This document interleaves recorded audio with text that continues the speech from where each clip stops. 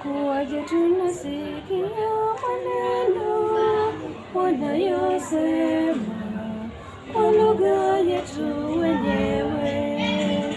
Tunasikia haya mambo ya Mungu wanayosema kwa lugha yetu wenyewe.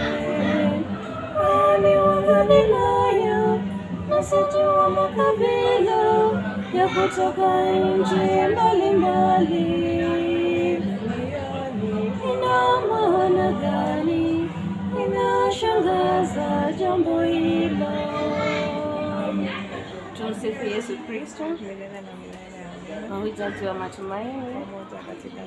Leo ni Jumapili ya Pentecost, siku ambayo Roho Mtakatifu aliwashukia mitume, wakanena kwa ndimi tofauti tofauti, nao makabila tofauti waliokuwa wanaongea kwa lugha tofauti wakaweza kuelewa yale maneno ambayo Kristo amekuwa akifunza wanafunzi wake na mataifa kwa jumla.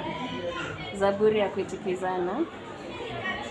Bwana utume Roho wako,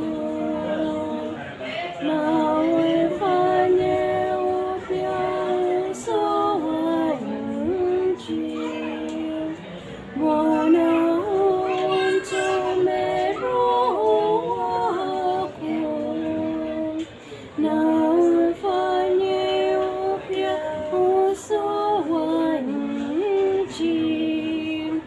Have a blessed Sunday, have a blessed week, and happy feast day of Pentecost. Ciao.